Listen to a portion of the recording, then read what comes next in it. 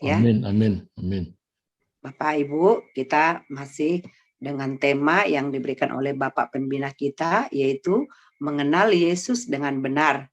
Ya, ayat firman Tuhan saya ambil pada pagi hari ini, yaitu dari kitab Yohanes 17 ayat ketiga. Ya, Yohanes 17 ayat yang ketiga. Demikian firman Tuhan, saya bacakan. Inilah hidup yang kekal itu, yaitu bahwa mereka mengenal Engkau, satu-satunya Allah yang benar, dan mengenal Yesus Kristus yang telah Kau utus. Ya, amin. Perikop ataupun judul perikop firman Tuhan ini di atas yaitu adalah doa Yesus untuk murid-muridnya. Wow, ini doa ini luar biasa panjang sekali. Ketika saya mempersiapkan khotbah ini, saya baca ini firman-Nya luar biasa semua gitu loh, dari kata per kata. Ternyata ini memang doa yang diucapkan oleh Yesus untuk murid-muridnya ketika dia sudah tahu, dia sudah bersiap-siap untuk ditangkap, untuk disalibkan Bapak Ibu. Jadi ini ada sampai 26 ayat ya. 26 ayat itu semua luar biasa kata-katanya ya. Satu dengan yang lain saling berkaitan. Nah, saya teringat ya beberapa orang tua yang mau pulang ya ke rumah Bapak, biasanya dia pada pesan-pesan terakhir itu adalah pesan-pesan yang luar biasa ya. Jadi pesan-pesan yang biasanya itu menunjukkan isi hati yang sebenarnya, menunjukkan ada rasa takut akan Tuhan dan tidak ada lagi neko-neko. Biasanya begitu kalau sudah saat-saat terakhir ya. Kebetulan saya juga di dalam keluarga itu sepertinya ya, jadi walaupun saya bukan anak pertama, tapi karena kakak saya cepat merantau, jadi saya seperti anak pertama. Jadi nenek saya itu berpulang itu di rumah kami. Jadi saya tahu pesan-pesan terakhirnya itu luar biasa gitu. Memberkati anaknya. Pokoknya pesan-pesannya itu yang baik, yang menyenangkan hati Tuhan. Ya, bukan menyenangkan orang, tapi menyenangkan hati Tuhan. Dia bicara jujur pada saat-saat dia terakhir berpulang. Nah, itu juga yang Tuhan Yesus lakukan.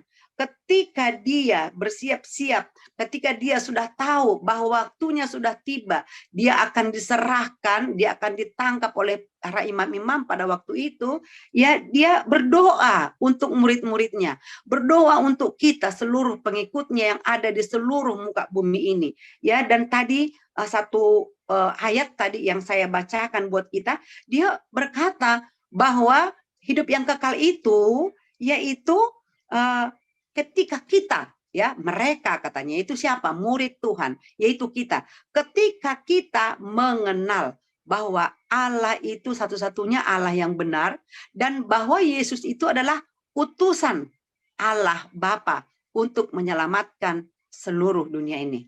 Ya, jadi tema kita pada pagi hari ini mengenal Yesus dengan benar. Berarti ada ya mengenal dengan tidak benar, ya. Nah, tapi kita tidak mau belajar apa yang tidak benar, karena kalau tidak benar tidak perlu dipelajari, kata hamba Tuhan ya.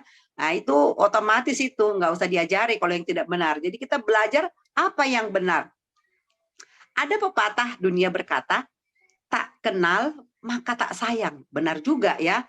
Nah, kalau kita tidak mengenal seseorang, bagaimana kita menyayangi? Kan gitu kan.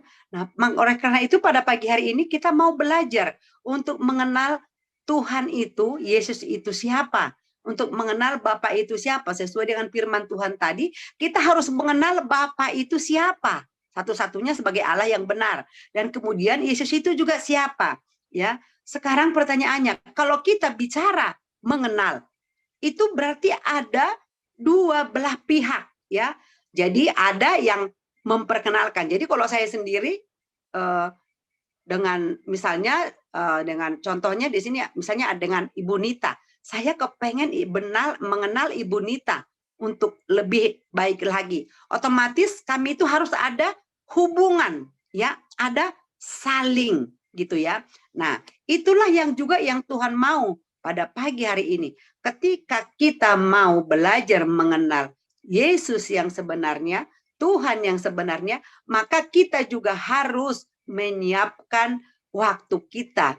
Kita harus memberikan hati kita, kita harus mau belajar ya untuk lebih lagi mengenal siapa Tuhan dan Yesus yang sebenarnya. Dan terlebih lagi ya, seperti apa yang sudah Yesus katakan di dalam kitab Yohanes ya 14 ayat 6, itu Yesus jelas berkata sebenarnya ya, di situ dikatakan akulah jalan dan kebenaran dan hidup.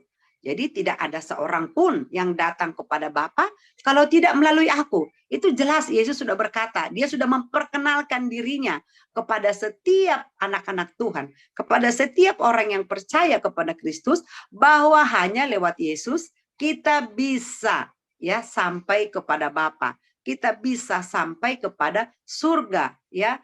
Nah, itu jelas sekali. Nah, jadi salah satu cara untuk mengenal Tuhan, yang pertama itu kita harus percaya kepada Yesus.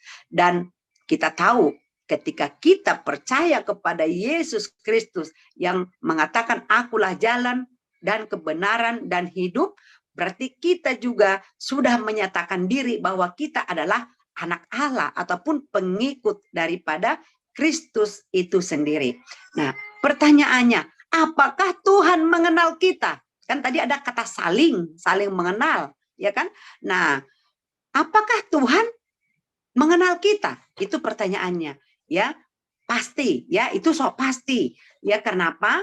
Karena di dalam Yesaya 49 ayat 1b berkata, ya, Tuhan telah memanggil aku sejak dari kandungan, ya. Telah memanggil aku sejak dari kandungan dan telah menyebut namaku sejak dari perut ibuku. Itu jelas kata firman Tuhan, kata Yesaya. Jadi Tuhan mengenal kita. Tuhan tahu persis siapa kita sejak dari rahim ibu kita. Bahkan lebih lagi dikatakan bahwa Tuhan yang menenun kita di dalam rahim ibu kita. Nah, jadi kalau Tuhan sudah memperkenalkan dirinya, ya, dia mengatakan akulah jalan dan kebenaran dan hidup, kata Yesus kepada kita. Nah, sekarang yang kedua, cara kita untuk mengenal Yesus itu dengan benar, yang kedua kita harus bangun hubungan. Bangun hubungan itu kita harus mau belajar lebih lagi. Lewat apa kita belajar lebih lagi? Yaitu lewat doa-doa kita, kemudian juga lewat pembacaan firman Tuhan, lewat saat teduh seperti ini. Nah, ketika kita bersaat teduh, ketika kita berdoa, nah di sana kita akan merasakan ada kuasa Roh Kudus, ada kuasa ilahi yang menggerakkan kita, yang membuat hati kita bersuka cita ketika kita bergaul, ketika kita berdoa, ataupun kita membangun hubungan dengan Tuhan Yesus Kristus. Allah mau itu terjadi dalam kehidupan kita. Kita harus mempunyai hubungan, mempunyai waktu bersaat teduh dan membangun hubungan kepada Dia. Saya percaya ya, ketika kita mengenal seseorang lebih dekat lagi, pasti kita akan berusaha untuk menyenangkan dia. Ya, contohnya sahabat saja. Contohnya seperti tadi saya bersahabat dengan Ibu Nita contohnya. Karena dia sahabat saya, pasti saya berusaha untuk menyenangkan dia. Saya berusaha untuk melayani dia. Dia butuh apa, saya berikan waktu. Saya berusaha menolong dia. Bahkan saya percaya penuh kepadanya. Nah, itulah jikalau kita sudah mengenal seseorang dengan baik. Nah, Yesus juga mau seperti itu. Kita mengenal dia dengan baik. Mengenal dia lebih intim lagi. Itu yang kedua. Dan kemudian yang ketiga, bagaimana caranya kita mengenal Yesus Kristus ataupun Allah yang benar itu dengan baik? Ya, yang ketiga adalah respon kita. Bagaimana respon kita? Nah, sekarang kalau misalnya saya berusaha memperkenalkan diri, mendekatkan diri kepada Ibu Nita, tapi Ibu Nita tidak ada respon dengan saya, maka hubungan itu juga tidak terjadi, tidak baik. Nah, sekarang Yesus sudah menyatakan diri, ya, Allah Bapa sudah mengutus anaknya ke dunia. Saking sayangnya kepada kita, dia korbankan anaknya yang tunggal itu kepada kita, datang ya untuk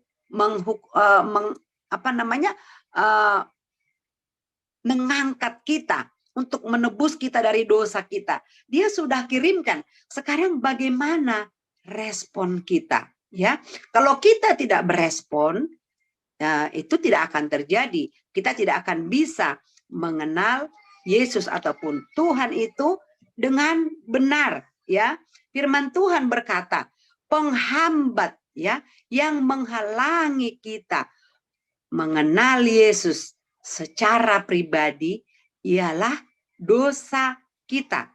Ya, di dalam Yesaya 59 ayat 1 sampai 2, di sana firman Tuhan berkata seperti ini, saya bacakan.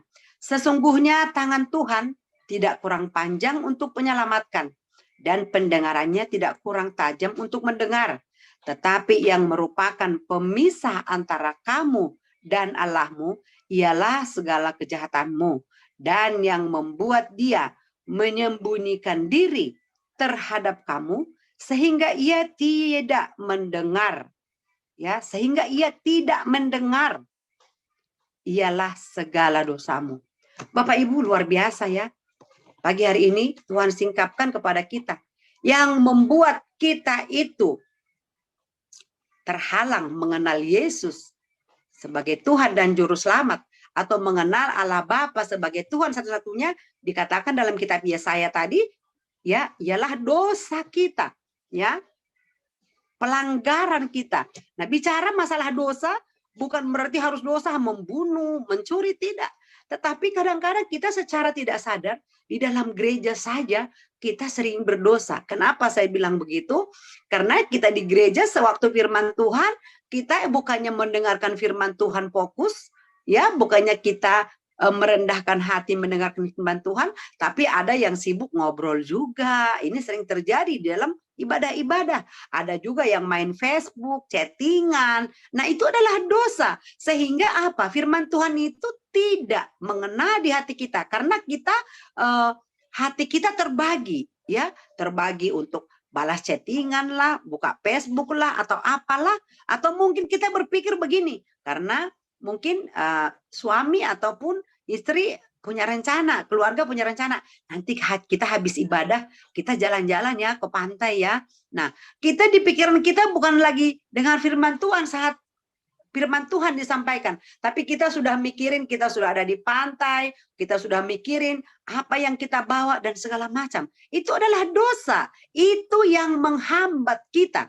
Kata firman Tuhan tadi dalam Yesaya, itulah yang menghambat kita mengenal Tuhan dengan benar. Itulah yang menghambat, ya kan, hubungan kita dengan Tuhan. Bahkan lebih lagi dikatakan, ini sangat sedikit menyeramkan ya Bapak Ibu.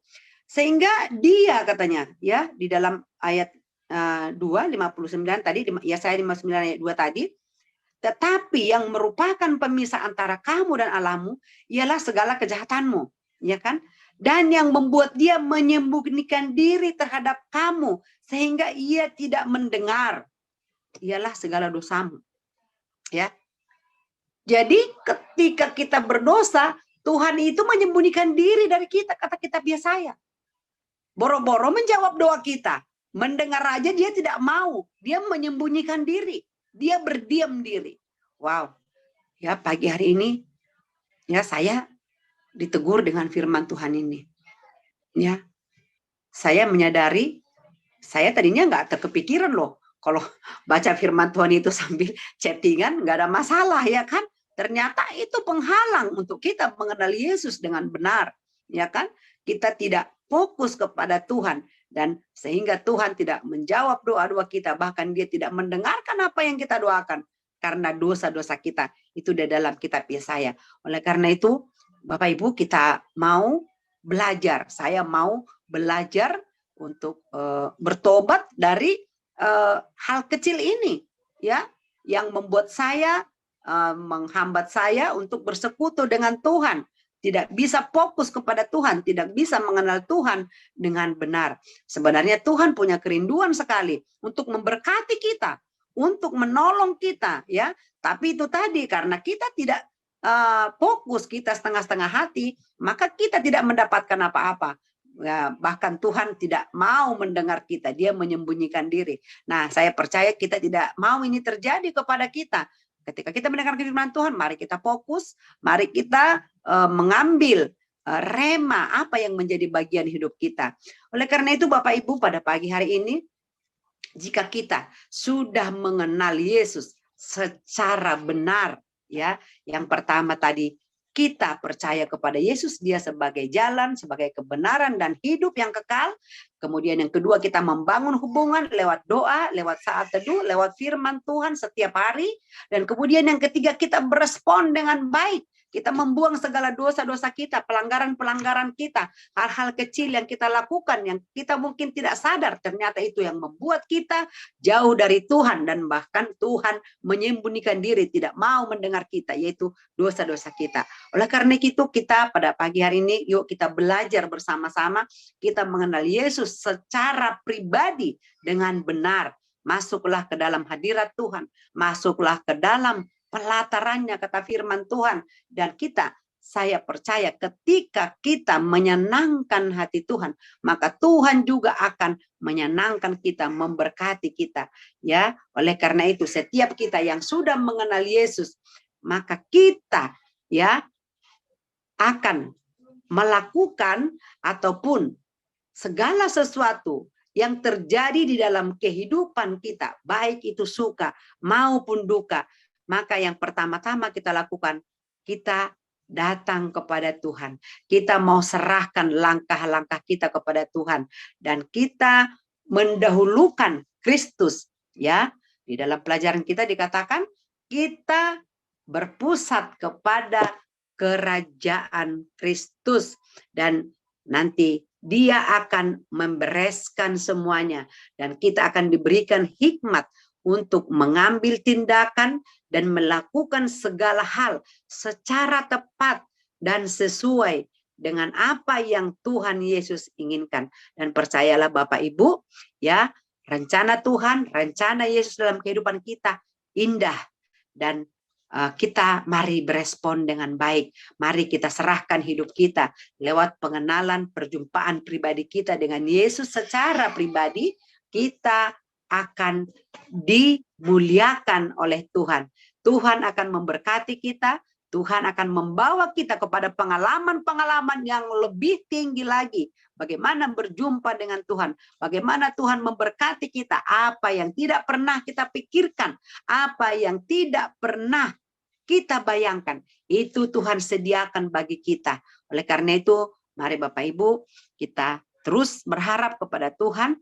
Kita terus menyerahkan seluruh hidup kita kepada Tuhan. Mari kita matikan egosentris kita, dosa-dosa kita. Tapi mari kita serahkan seluruh kehidupan kita kepada Kristus. Berpusat kepada Kristus yang adalah Tuhan dan Juru Selamat hidup yang kekal sekarang dan selama-lamanya.